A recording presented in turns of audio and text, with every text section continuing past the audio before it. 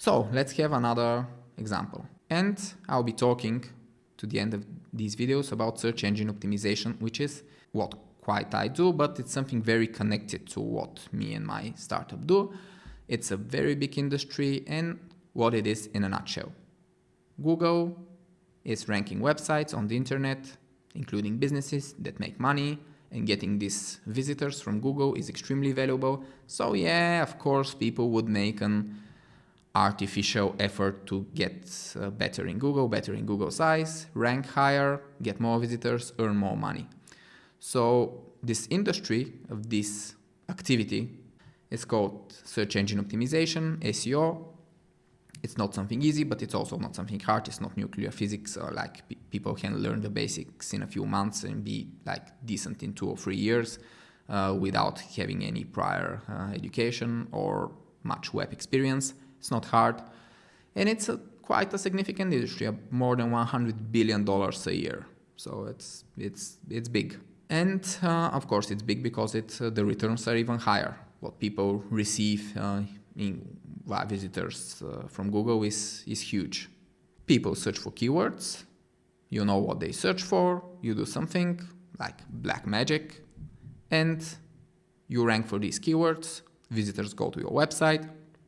They convert, you make money, and of course, if you cannot make it yourself, you outsource to an agency, to a freelancer, to someone to do your SEO. That's how it works. What happens if you're an SEO? Like the first example was a restaurant owner, second example, SEO.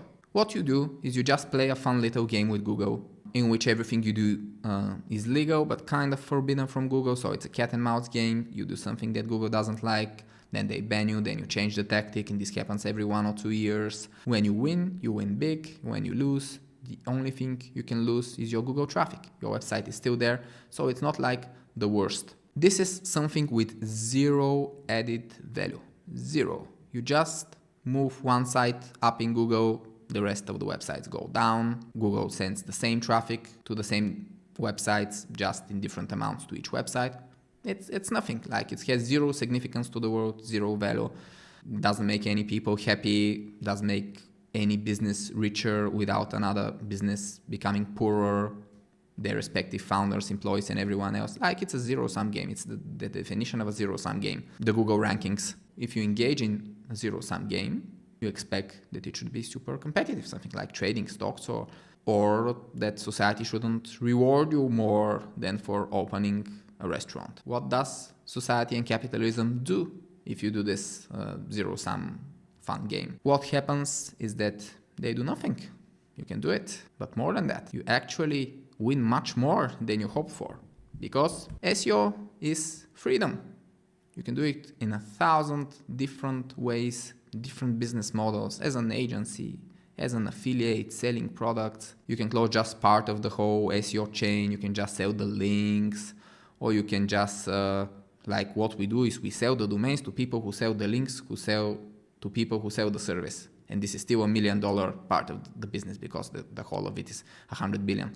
There are huge opportunities in the SEO industry to become specialized and to become some part of the chain that ends up being worth $100 billion per year. And there are a lot of different ways depending on your psychology. You don't want to work with clients, just be some automated affiliate. You never have to speak to another human. Or you love working with clients, okay, just do audits, and they just bring a ton of money without you having to rank anything, because the responsibility is with the client. You just do an audit about what's wrong.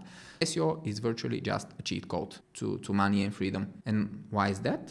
Because it's not popular, it doesn't make anyone happy, it doesn't create anything, and also it's very uncertain. So it's successful but uncertain, and people really hate uncertainty. So it's really plays on these courts of everyone's psychology. With our 2 business cases, with the restaurant, a lot of investment, low reward, a lot of risk. With the SEO, no investment. Like, you learn some stuff on the internet, and in 1 year you can start making audits and getting real money from real customers who know zero about SEO. You seem, with 1 year of training, you seem like a god to them. And you don't have to guarantee any rankings. You can just consult, or you can just take the challenge and guarantee rankings, or rank your own websites, and you make a ton of money, all with the concept of having a lot of freedom. So it's absolutely unequal. giving you like the worst possible, hardest possible business that I know that you can run, which is a restaurant. Maybe there are other tough ones, but this one is especially tough. And the easiest one, just to show the imbalance in the economy, that this is a myth, this is just a stupid thing that people believe that things get balanced with capitalism. No, they are not, and it's not anyone's fault, it's not a conspiracy, it's not the Illuminati. The reason is just that capitalism ignores human psychology, and human psychology from people to be nice, to make other people happy, and to be creative, to have challenges, to have beauty, and to be the underdog. See how we get back to the underdog and beauty.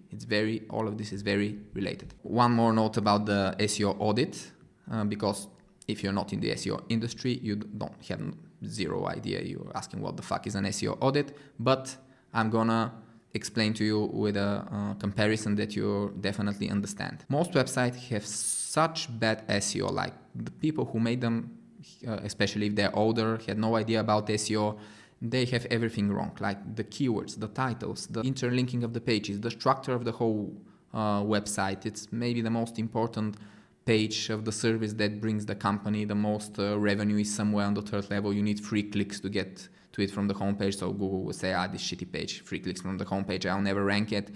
Stuff like this, like it's a disaster. Every second audit you get is like a full-blown disaster. Every third is like a half disaster, half someone did something right, maybe by accident, and maybe just 10% of websites will have nothing of significance to change and will have only minor changes. What can we compare this to? If someone was on a desert island, let's say for 3 years, and on the desert island they had food, but they didn't have a shaving technology. So their hair and beard developed its own way in 3 years. And this person meeting his first barber after the 3 years in the desert island is like the website meeting its first SEO audit.